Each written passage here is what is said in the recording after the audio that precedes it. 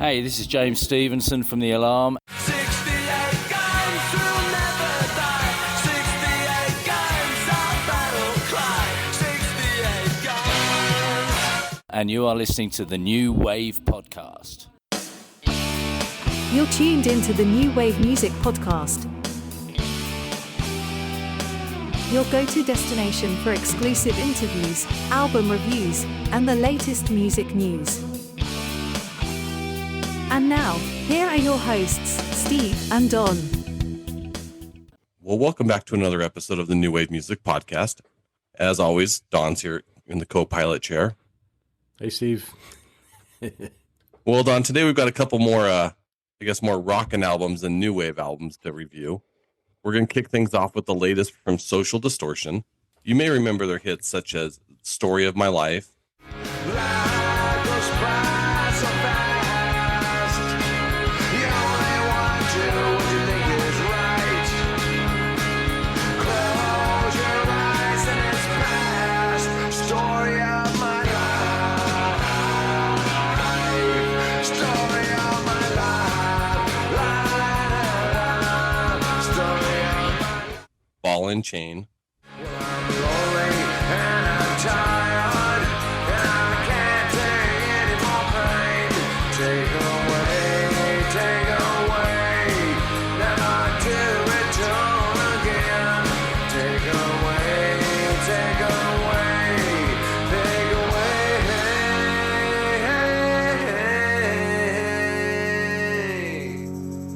Take away this ball and chain.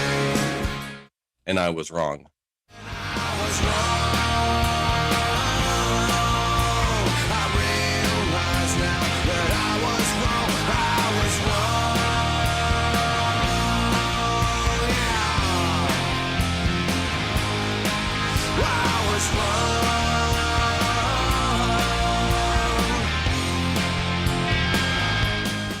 We're going to be listening to their latest release from 2026, Born to Kill. Now, Don, I'm not sure how big a fan you are of Social Distortion. I think we were chatting before we started recording. They're a band that's kind of grown on us throughout the years. Oh, yeah. But this album here had quite some history, as it was a follow-up to the Hard Times and Nursery Rhymes back, I think, in the early 2010s. Mike Ness had a lot of struggles, a lot of delays that was causing him to delay this album. And then in 2023, he got hit with tonsil cancer that he was taking care of. And it's remarkable to hear his vocals, how well that you really wouldn't notice. No, not at all. So this album features Mike Ness on lead vocals, Johnny Wickersham on guitar, Brent Harding on bass, and Dave Hidalgo Jr. on drums. We're going to start this album off with the title track, Born to Kill. Search and destroy. Ain't no one gonna kill my joy. Turn it upside down, ain't no surprise. Told me once and I apologize, 'cause I'm a looking for a thrill. 'Cause baby, I was born to kill. I'm a looking for a thrill. 'Cause baby, I was born to kill. The title track wastes no time in establishing the tone of the album. A driving guitar riff and pounding rhythm section creates an immersed sense of urgency, while Mike Ness delivers the lyrics with confidence of someone who has spent decades fighting his way through life's challenges. Despite its aggressive title, the song isn't about violence as much as it is about resilience and refusing to surrender. What makes this track work so well is the balance between raw punk energy and the band's signature melodic sensibility. The chorus is huge without feeling forced, and the lyrics can be interpreted as both a personal statement and a universal anthem for anyone who's faced adversity. I found it to be a powerful opener. Yeah, Steve, it opens exactly how you would expect, the kind of hard, steady drive of Social Distortion. The riff is direct and heavy without being flashy. Ness sounds worn, but in a good way. He sounds like someone who has actually lived through the kind of songs he writes. Lyrically, it balances danger, fatalism, and defiance. And it sounds like a mission statement about refusing to let life or other people crush your spirit. It works well as an opener because it quickly says, this is still Social Distortion, just older and maybe a little more weathered. It's going to take us into the next track, No Way Out.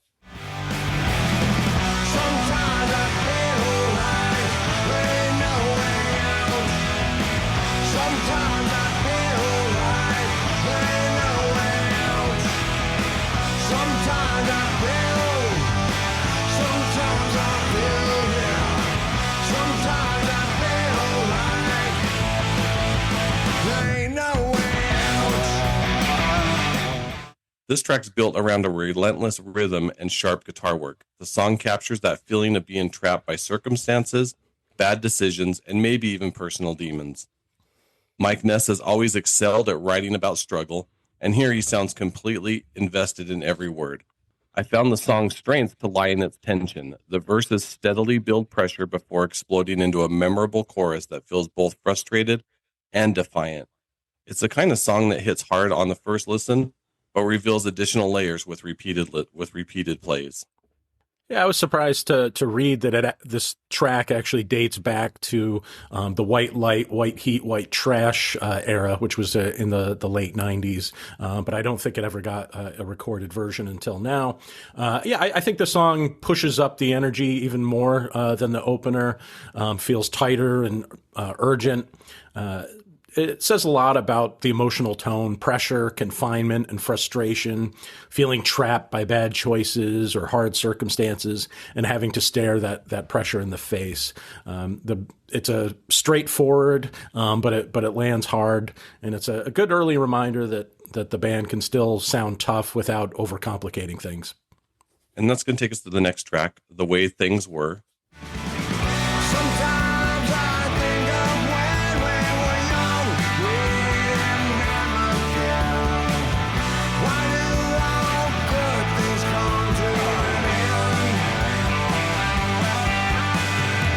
Seems like it was just yesterday.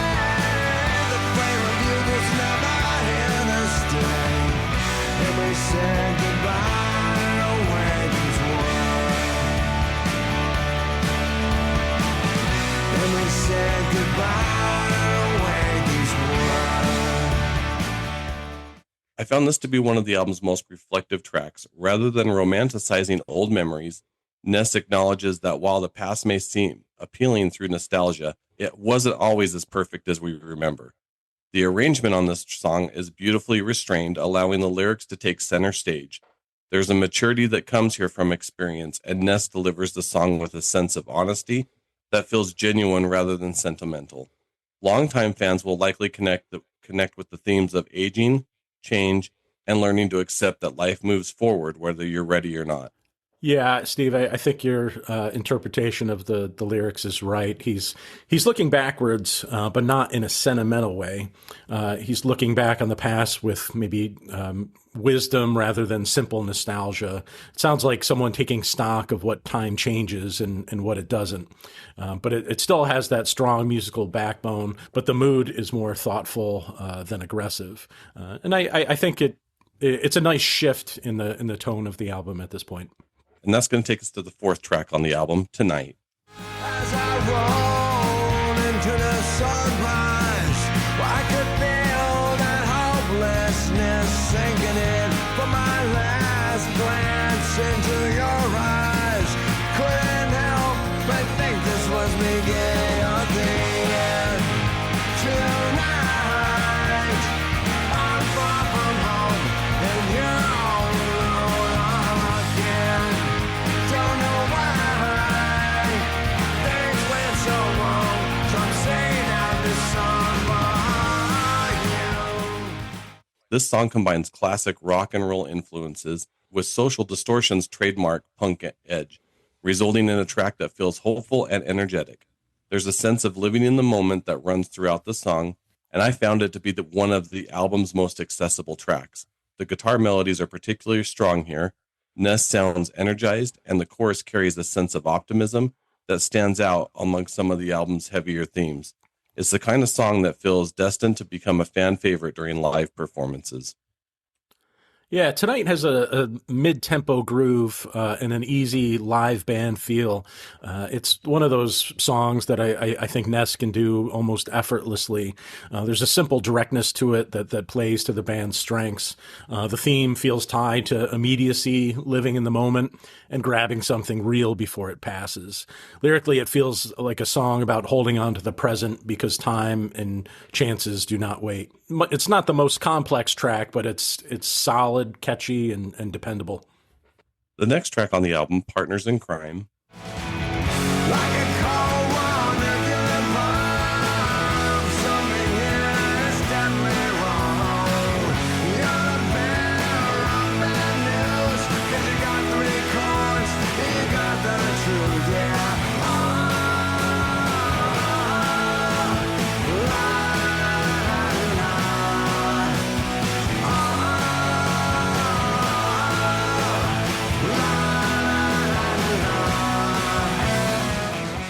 This song taps into the band's love of the outlaw culture, friendship, and loyalty.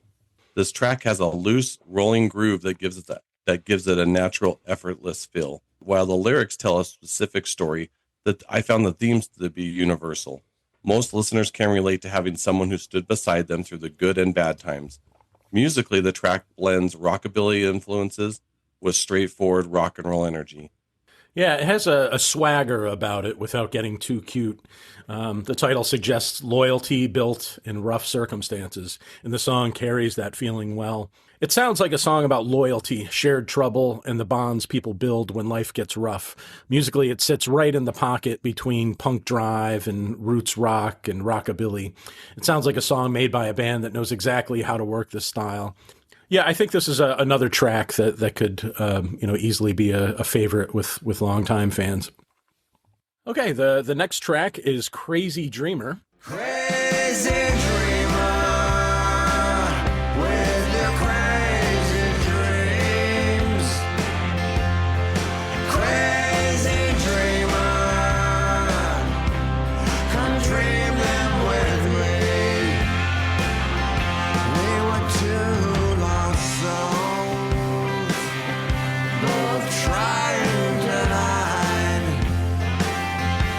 from the cold, harsh world that was waiting outside. And it stands out, partly because it features Lucinda Williams. Her presence adds a worn, earthy texture that fits Social Distortion surprisingly well. The track itself feels a little more open and melodic than some of the harder edge songs. It seems to be about hanging on to hope and drive even when life keeps beating you down. The title points to the stubborn hope that runs through a lot of Mike Ness's writing, I think. Even when the characters in his songs are beat up by life, they usually keep moving. And this song carries that feeling quite clearly. You're right. Mike Ness has spent much of his career writing about outsiders and underdogs, and this song continues that tradition. The central character is someone chasing a dream despite overwhelming odds, a theme that resonates throughout Social Distortion's catalog. The arrangement gives this song room to breathe, allowing the lyrics and melody to gradually unfold. There's a sense of empathy in Ness's performance that makes the story feel more personal. It may not be the album's most immediate track, but it's one of the most. I found it to be one of the most rewarding. Social Distortion has a tradition of doing interesting covers, and here's another one: Chris Isaak's "Wicked Game." Was on fire, no one could save me but you. Strange what desire can make foolish lovers do. I never dreamed that I'd love somebody like you. I never dreamed that I'd lose somebody like you. No,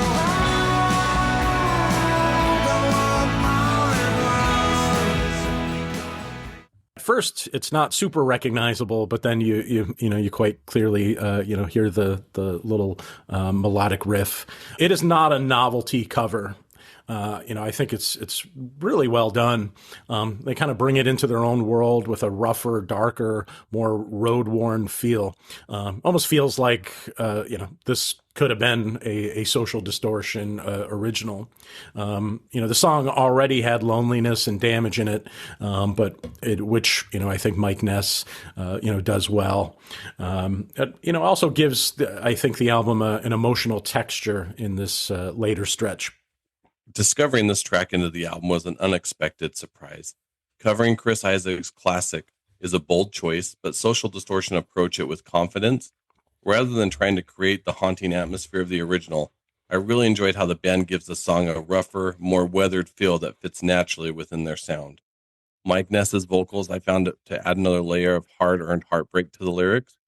The emotional weight of the song comes from experience rather than the vulnerability alone, which gives this version its own identity. It's a respectful reinterpretation that stays true to the original while offering a fresh perspective. Okay, and then we go into the next track, Walk Away, Don't Look Back. walk away, but don't look back.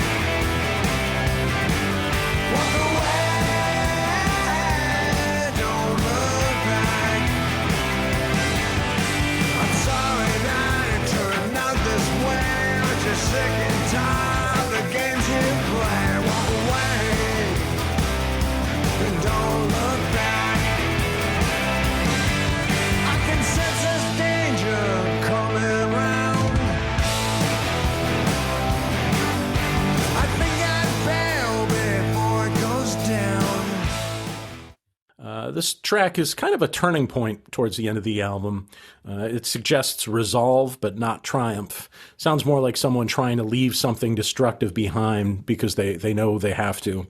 I think it's about finally pulling away from something damaging and resisting the urge to fall back into it. Musically, it stays grounded and steady, which helps the message feel earned rather than dramatic. It's a good fit for an album shaped by survival and recovery. I found this to be one of the strongest songs on the album. To me, it feels like a life lesson set to music. The lyrics focus on knowing when to leave toxic situations behind and finding strengths to move forward. It's the theme Ness returns to often, but here it felt particularly impactful. The song builds steady throughout its runtime, supported by strong guitar work and a memorable chorus. There's a sense of wisdom running through every line, as though the song is delivered by someone who's learned these lessons through experience rather than theory. Well, seeing this next title, I wondered if it too could be a cover, this time of Fleetwood Mac's Never Going Back Again. But no, it's in fact a Social Distortion original. I was lost and I was lonely, and a derelict too. I ain't never going back again. I ain't never going back again. No time for crying, no time for dying. Pull me in like it wants to survive. This song keeps the theme of refusal and forward motion going. There's a classic band toughness in the way that it's built. It's a plain-spoken refusal to return to old habits, old mistakes, or old versions of oneself. The message is simple. Some doors stay closed for a reason. The directness works well for the band because Mike Ness has never needed a lot of extra wording to make a point. It feels like one of the cleaner statements on this record. As the title suggests, this track is about leaving the past behind and embracing a new chapter. While the music provides a strong sense of forward momentum, I found it to be one of the album's most positive statements without becoming overly optimistic. The band sounds particularly tight here, with every instrument serving the song rather than trying to steal attention. While it may not have the biggest hook on the record, it contributes significantly to the album's overall narrative of growth and perseverance. Okay, the album's penultimate track is Don't Keep Me Hanging On.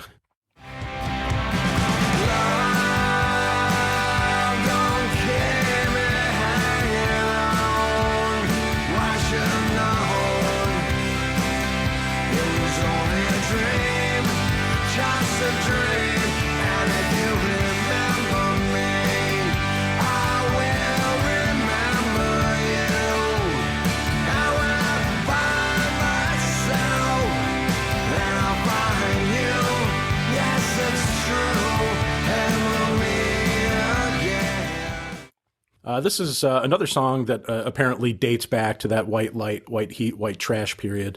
Because of that, I think it carries maybe some of the older Social Distortion DNA more obviously. It blends tension and melody in a way that the band has always done really well.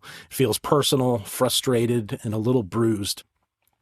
Lyrically, also seems to deal with being left in emotional limbo. By this point in the album, that mood lands as part of a larger pattern of persistence through disappointment. This far into the album, I did not expect this song to become one of the more emotionally charged tracks. The tension between the lyrics and the energetic instrumentation creates an interesting contrast. The chorus is instantly memorable, and the guitar work helps drive the emotional core of the song. Mike Ness delivers a convincing vocal performance that captures both vulnerability and determination. By this point in the album, the song provides a welcome burst of energy that keeps the momentum moving forward towards the finish line. All right, and we do reach that finish line with the track Over You. What's a guy like me supposed to do? I'm in deep contemplation, maybe find out where I went wrong. There's just no getting over you. Over you. Over you. There's just no getting over you. This closes the album, I think, on a more personal note. The title suggests heartbreak or release, but the feeling is not neat or simple. I think it's about trying to move past heartbreak or loss while admitting that emotional recovery is never clean or instant. Ness sounds like someone who knows that getting over anything important takes time. The band does not oversell the ending. They let the song close things in a plain, grounded way. That works in the album's favor because it avoids a false grand finale. It leaves the record sounding human rather than heroic. Boy, Don, I could not agree with you more. That is almost my notes here. I swear you're copying them again. But yeah, I found this closing track to end things on an emotional and reflective note. The song, as you mentioned, deals with acceptance, but not necessarily forgetting the past, but learning how to live with it and move forward. I found the arrangement on this track to be understated, but yet effective. It allows Mike Ness's vocals to carry much of the emotional weight. And as a final track, it serves as a fitting conclusion to an album built around themes of survival, growth, and redemption. The song doesn't seek a dramatic ending. Instead, it offers something more meaningful, closure. All right, so, the album as a whole, Born to Kill, sounds like Social Distortion is refusing to reinvent themselves just for the sake of it. Instead, they lean into what they do well and let age and experience deepen that material. The long gap between albums could have made this feel stiff or overly careful, but it doesn't. It sounds lived in, steady, and honest. More than anything, it feels like a record made by people who have been through a lot and are still standing. Donnie Lakey.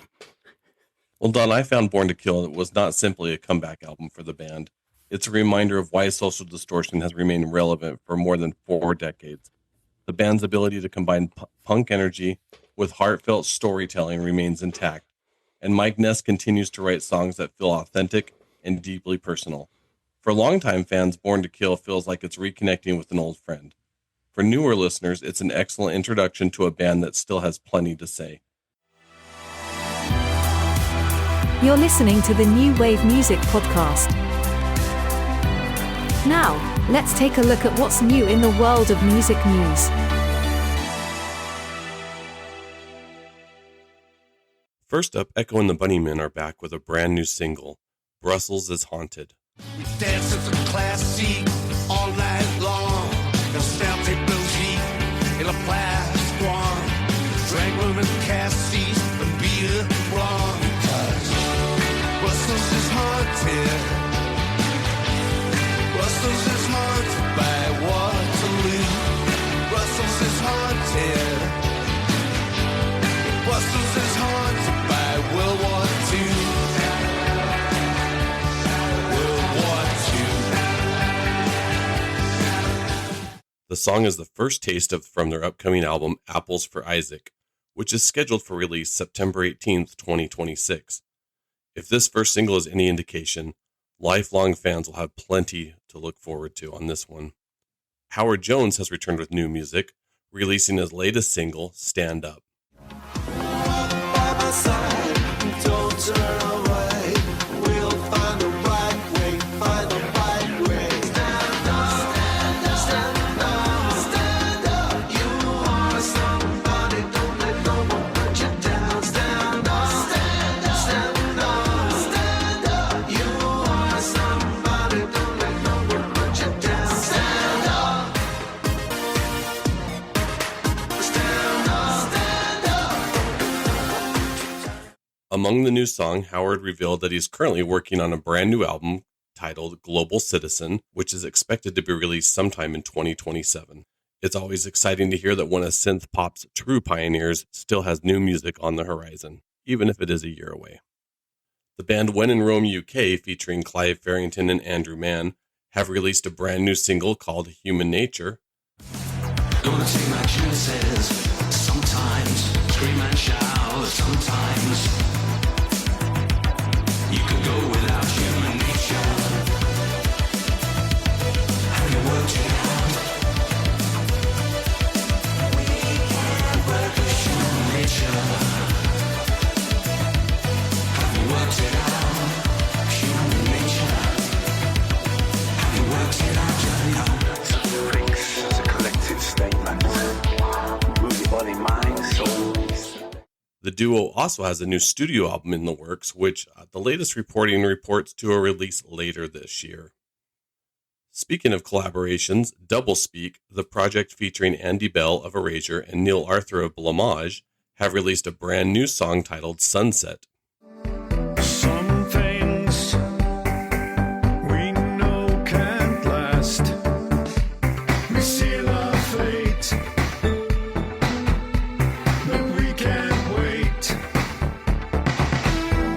I want to.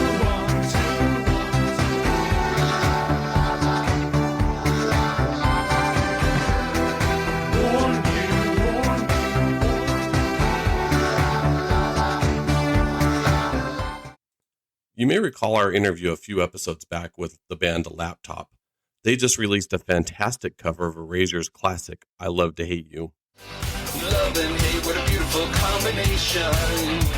Sending shivers up and down my spine. And the love that you sent for me didn't come with any satisfaction guarantee, so I returned them to the sender and the note attached will read, how I love to hate you, I love to hate you, I love to hate you, I love to hate you.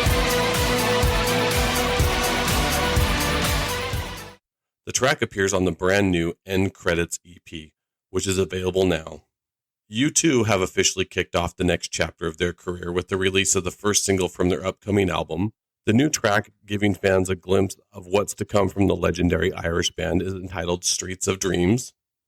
Your life, your fear, random angels, street of dreams, guidance when all the doors are open on the street of dreams, guidance when you're broken and unchosen on the street of dreams. Don't you give up on your dreams. Soft Cell have announced what will be their final studio album, titled Danceteria. The album was completed before the passing of Dave Ball and is scheduled for release this September. The band has also dropped the title track Danceteria as a new single. Soccer played sounds and we danced and we kissed and we danced on the roof and the summer night blazing. The empire still melting and the stars were amazing.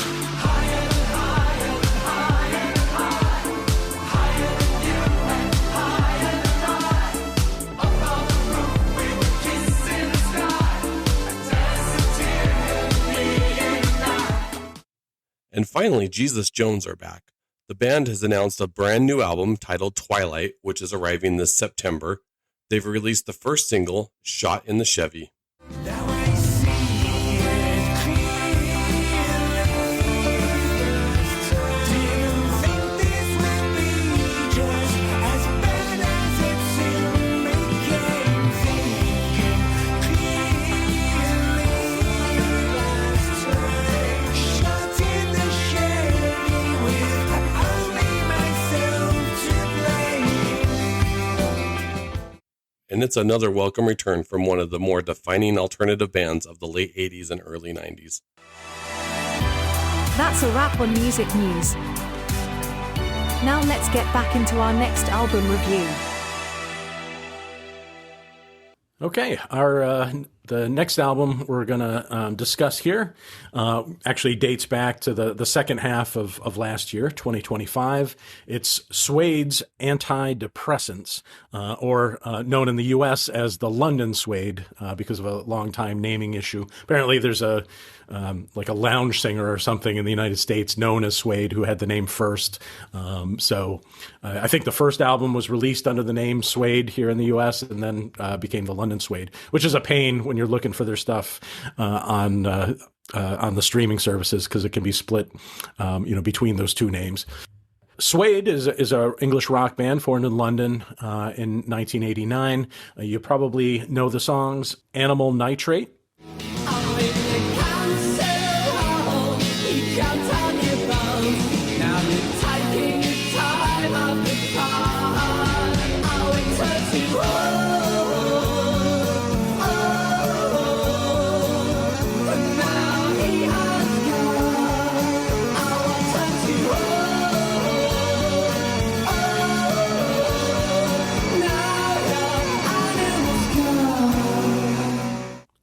Trash.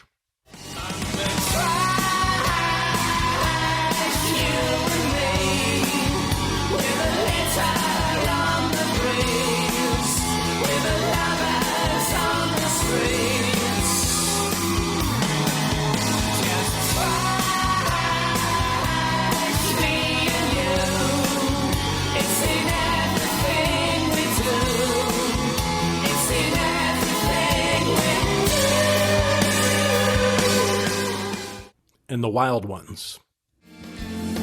And oh, if you stay, we'll all chase the rainbow fears away.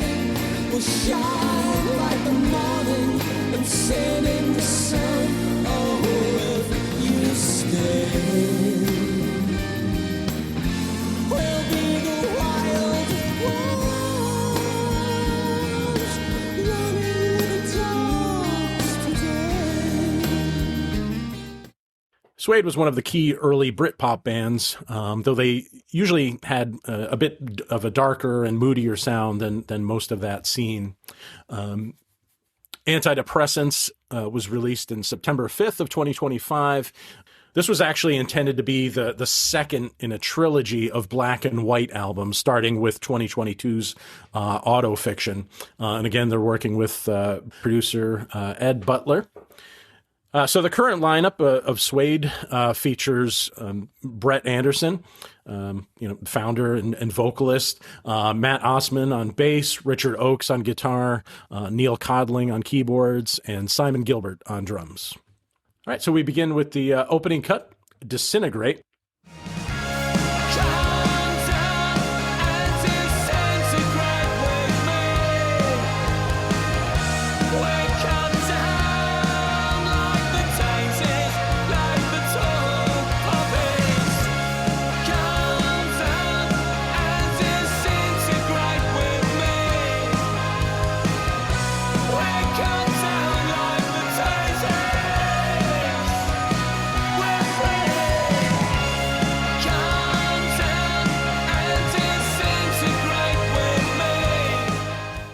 I think this is a strong opener. It begins with a spoken intro and then locks into a sharp, nervous rhythm.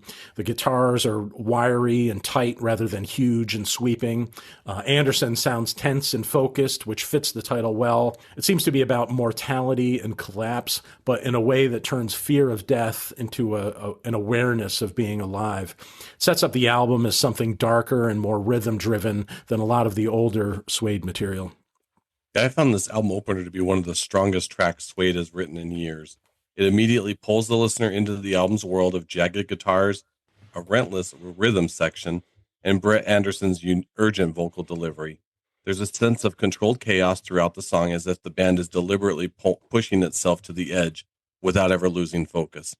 Lyrically, the song confronts themes of decay and morality, but rather than feeling hopeless, it feels strangely liberating. The song's massive chorus provides one of the album's biggest emotional payoffs, making it both a statement of intent and, to me, a perfect opener. Okay, that takes us to Dancing with the Europeans. There's something inside that likes white artificial lights. Oh, and a European stand within me, and a European suffering in me. Dancing with the Europeans. I got a European stand within me, and a European suffering. I want to be dancing with the Europeans. It's one of the more immediate songs on the record. It has a strong pulse and a catchy chorus, but it feels edgy rather than celebratory. Anderson reportedly said the song was inspired by a live show in Spain that helped lift him out of a low mood that night. Lyrically, it looks at belonging and dislocation, using nightlife and social scenes as a backdrop for anxiety and connection. But yeah, I think because of that connection with the audience, it feels like connection in the middle of alienation. It's one of the clearest examples of the album trying to find life inside a dark setting. To me, I found this to be one of the album's most energetic tracks. The song combines post-punk tension with a surprisingly infectious groove. Richard Oakes' guitar work here is I found to be outstanding, weaving sharp riffs throughout a driving rhythm that constantly pushes the song forward. Beneath the energy lies a song about searching for identity and connection in a fragmented modern world. The title may sound playful, but its underlying themes are more complex. Anderson's performance I found to walk a fine line between confidence and vulnerability, giving the song some emotional weight beyond its danceable surface. It's one of those tracks that becomes more rewarding with each listen. All right, and that brings us to the title track, Antidepressants. I'm on antidepressants, I just lie awake. I'm singing a song while I'm happy. I'm on antidepressants, I just lie awake. I'm singing a song till you're bouncing back to me. Antidepressants, I just lie awake. I'm singing a song while I'm happy. And I'm singing a song while I'm happy. Well, I'm singing a song while I'm happy.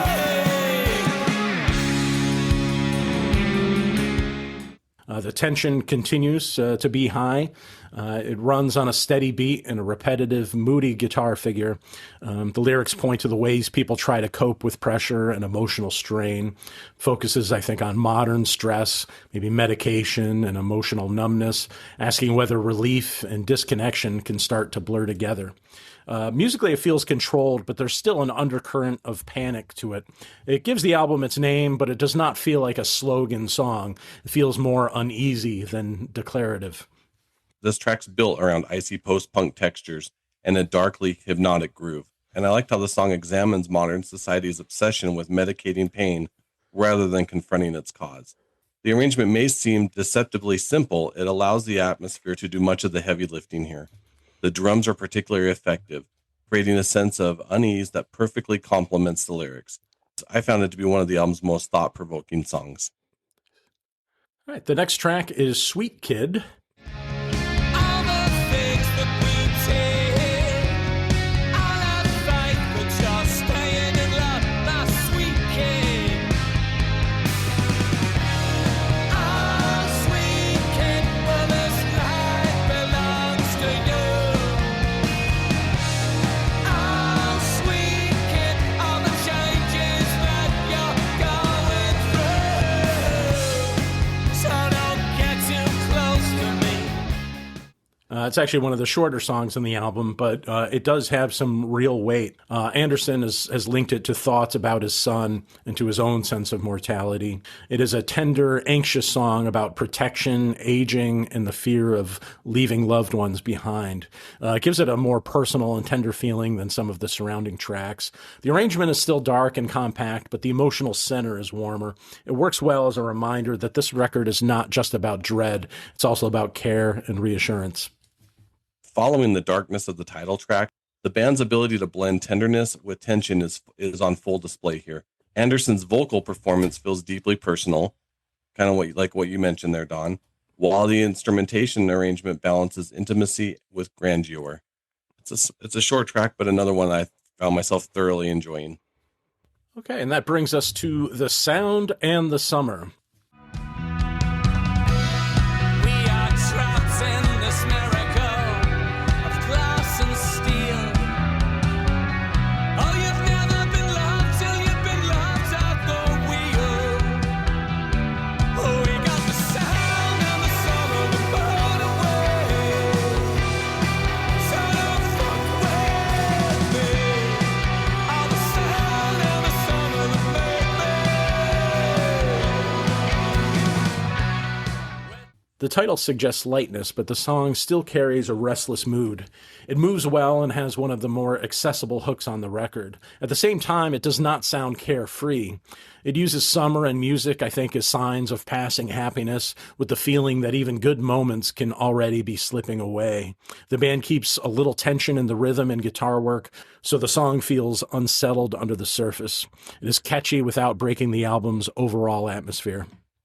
I found this track to explore nostalgia and the way certain moments remain frozen in time. The title alone invokes a sense of self-longing, and the music perfectly captures that feeling. The guitars shimmer while the rhythm section provides a steady pulse underneath. What makes this song effective is its refusal to romanticize the past completely. There's beauty in the memories being described, but also sadness in knowing how they can never be recreated. Anderson's lyrics once again paint a vivid emotional picture without becoming overly sentimental. All right, the next track is Somewhere Between an Atom and a Star. One day it all will be uncovered. One day it all will be uncovered. One day it all will be revealed to me. Somewhere between an atom and a star. This is one of the softer and more reflective tracks. It was originally part of an abandoned idea for a more artful follow-up to the previous album, which I think was supposed to be sort of like a ballet or something. The song has more space in it, and the band lets the melody breathe. It feels introspective and slightly suspended, as if it is pausing to look outward and inward at the same time. It places ordinary human life against a vast universe, suggesting smallness without saying life is meaningless. It gives the first half of the album a necessary moment of calm. And as we reach the halfway point on this album, I found the song slows the pace and allows the listeners to breathe. Musically, it feels expansive and cinematic, creating a dreamlike atmosphere that perfectly matches the title. The lyrics explore the fragile space between insignificance and meaning. Anderson's vocal performance is restrained but powerful, allowing the song's emotional depth to unfold gradually. It's a stunning piece of songwriting that highlights Suede's ability to combine intellectual themes with genuine emotion. And that's going to take us to the next track, Broken Music for Broken People. Broken music and it's broken people who will save the world. Save the world. It's broken music and it's broken people who will save the world. Save the world. When we sit and chain smoke on the pavement and do our shopping. This song takes the record's central themes and distills them into a powerful anthem about finding solace in art, music, and shared experience. Despite the title, there's something uplifting about the track. The chorus feels enormous, and the band sounds completely committed to every note.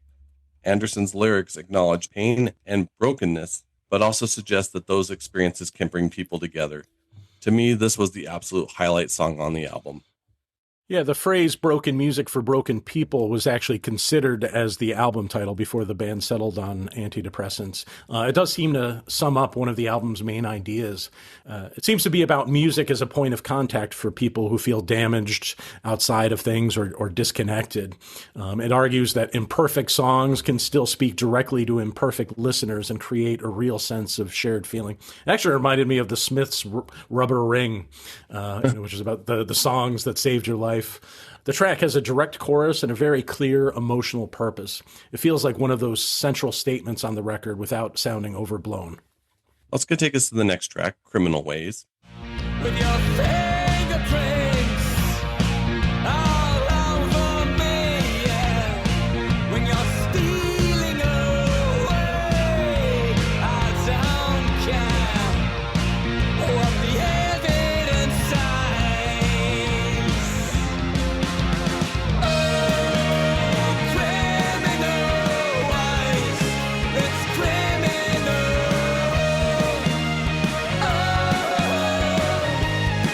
What you're stealing. This is one of the album's most immediate and energetic songs. The track interjects a burst of momentum into the second half of the record. The rhythm section drives the song relentlessly, while Oakes delivers some of the album's sharpest guitar work. I have to mention, though, also I've really enjoyed the driving percussions throughout this track. It's a song deep into the album that I continue to find myself getting pulled more and more into this album and really enjoying the experience it's taken me on. Yeah, Criminal Ways is a short, punchy song that keeps the album moving. It has a clipped kind of urgent feel that doesn't waste any time. The lyrics seem to play with ideas of guilt, impulse, and bad patterns without making the song feel cartoonishly tough. Compared to the bigger emotional songs, this one feels more compact and physical, but it adds a bit of a snap to the second half of the record. Even if it is not as grand as some of the surrounding tracks, it does help the pacing. Well, as we start to close down the album, we're going to jump into the next track, Trance State. I'm unsociable, it's fine. Blame it on the mud's as a pile. I hope I'm going somewhere nice.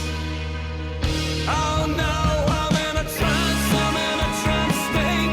I see your face and I hear your name, but I'm in a trance state.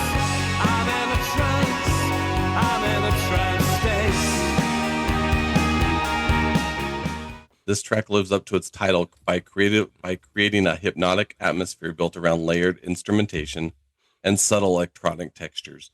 The song feels suspended between reality and dream, constantly shifting without losing its focus. The use of synthesizers adds another dimension to the album's sound, expanding beyond the guitar-driven approach found elsewhere on this album. And once again, Anderson's vocals drift throughout the arrangement, almost like another instrument. Yeah, this is one of the longer and more immersive pieces. The title, Trance State, fits because the song seems to build a hypnotic mood through repetition and atmosphere.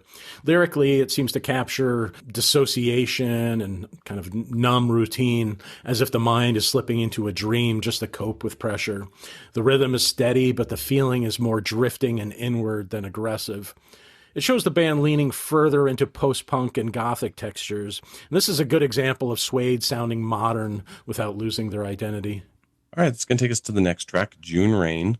In the June rain, while I hang myself out to dry. In the June rain, God only knows it's hard to say goodbye. As the June rain drops scatter over us, we run inside. Well, I will love you till July. In the June rain, while I hang myself out to dry. This song deals with loneliness, despair, and emotional exhaustion. Anderson's performance is remarkable, delivering the lyrics with quite dignity rather than melodrama. I found this to be one of the album's most emotionally devastating moments. The song strips away much of the energy found elsewhere on the record and replaces it with vulnerability. The sparse arrangement allows every lyric and every note to carry extra weight. Yeah, the song has a more open and emotional shape than the tenser songs around it. And as you suggested, it seems to deal with grief and memory, with weather used as a simple way of carrying emotional heaviness. Anderson just sounds great here. And I think I like this grown-up version of Anderson. His spoken word touches on the whole record, but this song specifically, fits the reflective side. The mood is melancholy, but it's not heavy-handed, and it gives the album, I think, sort of a pause before the final stretch. That's going to take us to the final track, Life is Endless, Life is a Moment.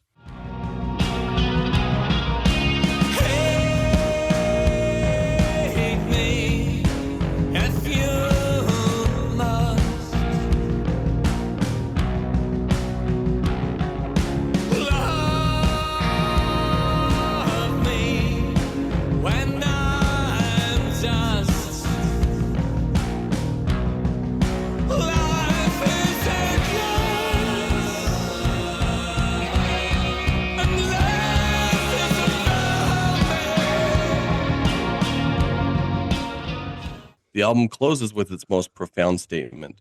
The title captures the tension running throughout the entire record, such as life can feel both impossibly long and heartbreakingly brief.